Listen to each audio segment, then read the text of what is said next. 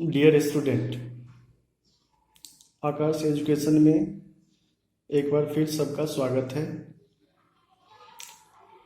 Last video में मैंने business के बारे में बताया था, जिसमें कि हमने बिजनेस को दो कैटेगरीज में डिवाइड किया था और पहला कैटेगरीज का एक्सप्लेनेशन लास्ट वीडियो में है।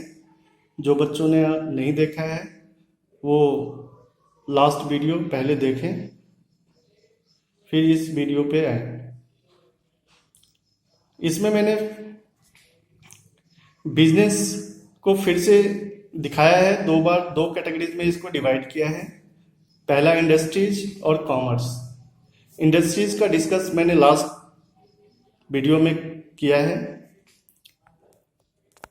आज मैं कॉमर्स का एक्सप्लेनेशन करूंगा। कॉमर्स का डेफिनेशन भी लास्ट वीडियो में मैंने दिया हुआ है। कॉमर्स को हमने दो कैटेगरीज में डिवाइड किया है। ऐसा कह सकते हैं कि commerce also divided into two categories. First is called trade और second is auxiliary to trade. Commerce के दो पार्ट हैं, पहला पार्ट ट्रेड और दूसरा एक्सिलरी टू ट्रेड। अब बात आती है कि ट्रेड क्या होता है। तो देखिए, it is an essential part of commerce. It refers to sale, transfer और एक्सचेंज ऑफ गुड्स। ठीक है बच्चों, फिर से रिपीट करता हूं। It is an essential part of commerce. It refers to sale, transfer और एक्सचेंज ऑफ गुड्स। ठीक है बच्चों, ट्रेड में be classified into two categories. Trade को भी दो भागों में बांटा जा सकता है, उसको हमने कैटेगराइज किया है। फर्स्ट में इंटरनल, एक्सटर्नल। इंटरनल ट्रेड और एक्सटर्नल ट्रेड। इंटरनल ट्रेड क्या होता है? This trade is connected with the buying and selling of goods and services within the geographical boundaries of a country.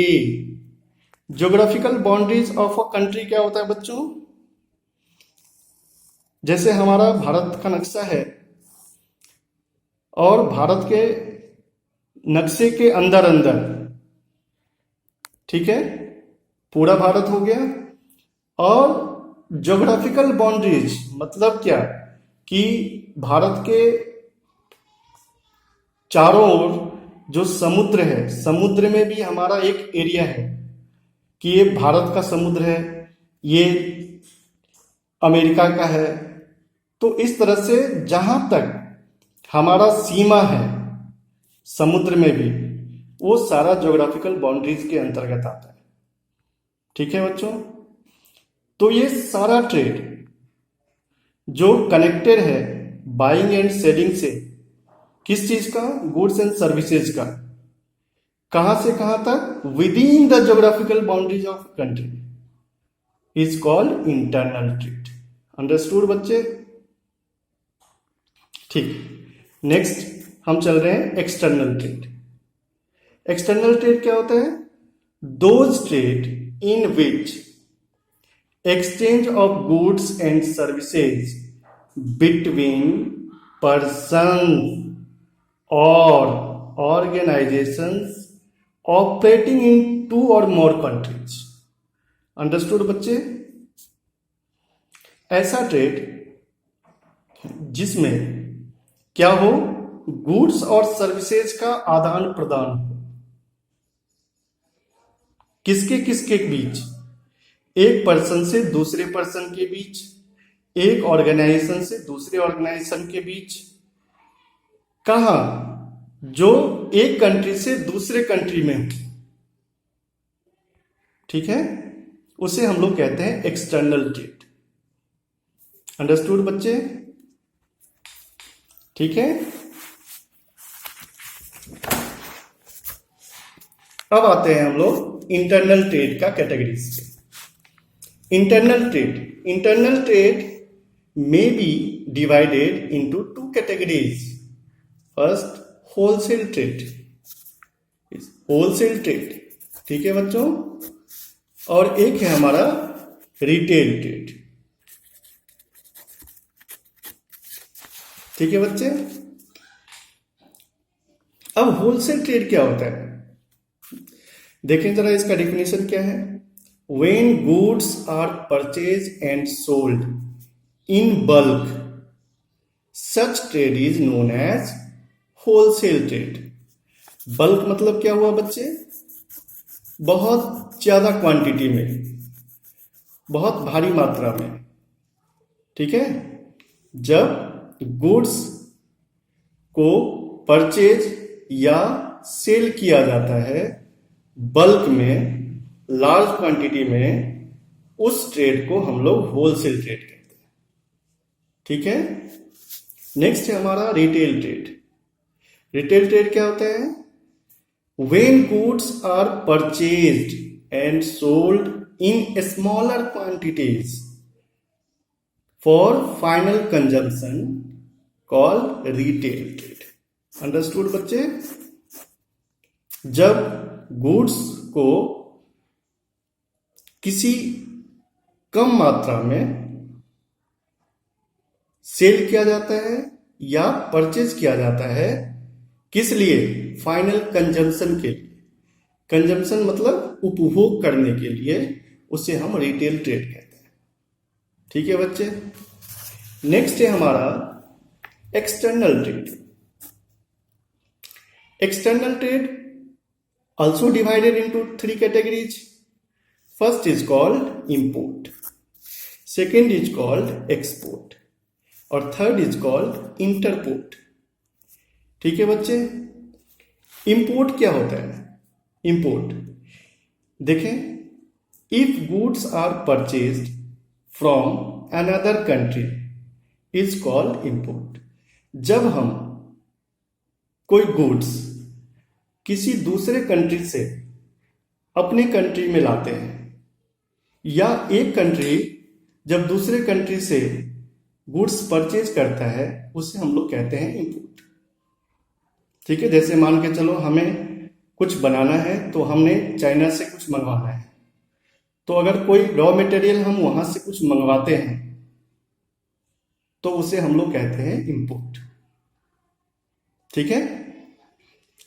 तो एक व्यक्ति के लिए वो गुड्स इंपोर्ट हो सकता है और दूसरे के लिए वो एक्सपोर्ट हो सकता है। जो माल भेजेगा वहां से, जैसे चाइना वाले इंडिया को माल भेजेंगे तो चाइना वाला होगा एक्सपोर्टर और हम लोग हो जाएंगे इंपोर्टर।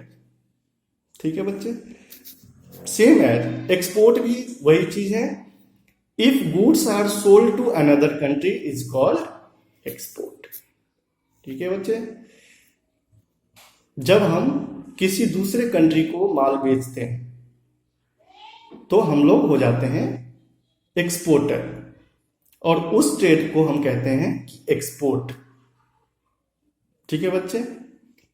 उसके बाद है इंटरपोर्ट। इंटरपोर्ट क्या होता है, when goods are imported for export to other countries. यहां थोड़ा गौर करेंगे,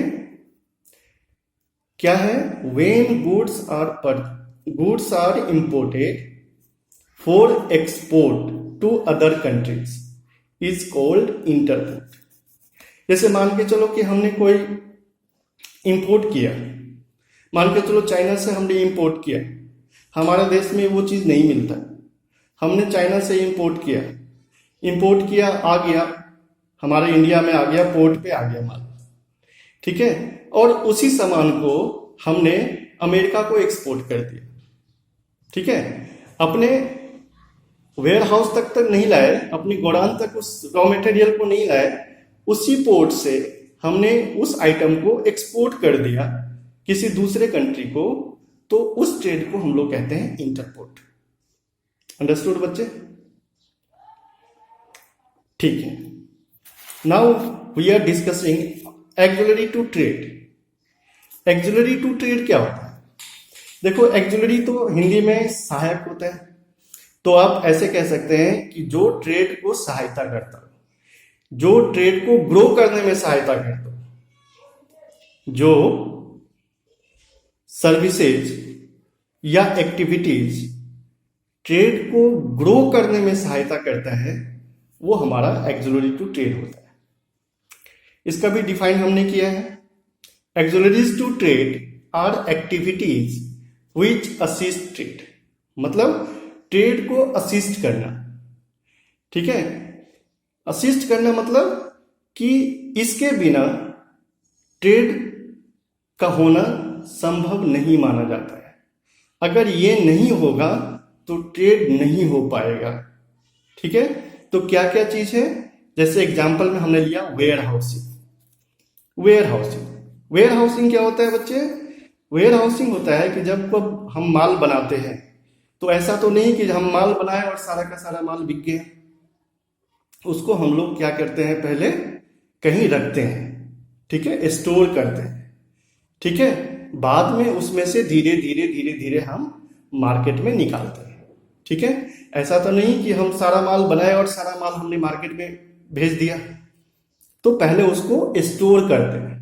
ठीक है, तो वो हमारा वेयर हाउसिंग है। ट्रांसपोर्टेशन, जैसा कि कल मैंने बताया था लास्ट वीडियो में, ट्रांसपोर्टेशन का बहुत योगदान है। बिना ट्रांसपोर्ट का कुछ भी नहीं हो सकता। ठीक है, इंश्योरेंस, इंश्योरेंस भी जो है एक्जुलरी है ट्रेड का। ठीक है, इंश्योरेंस भी कराना होता है। मान के चलिए कुछ हो गया, फैक्ट्री में आग लग गई, ठीक है, लॉस बाय फायर हो गया, कुछ अर्थक्वेक हो गया, तो ये सब सारी भरपाई करने के लिए हम लोग इंश्योरेंस करवाते हैं, तो इंश्योरेंस भी जरूरी है। नेक्स्ट है बैंकिंग एंड फाइनेंस। आज के दौर में बिना बैंकिंग फाइनेंस के ट्रेड जो है एक कदम आगे भी नहीं बढ़ा पाएगा। ठीक है, बिना फंड के हम लोग कोई काम नहीं कर सकते। तो ये फंड कहां से अवेलेबल होता है? बैंकिंग से। ठीक है, नेक्स्ट है एडवर्टाइजिंग। एडवर्टाइजिंग, एडवर्टाइजिंग क्या है? एडवर्टाइजिंग क्या है? एडवर्टाइजिंग से हम जो माल हम अपने फैक्ट्री में बनाए हैं, उस माल का, उस सामान का कस्टमर तक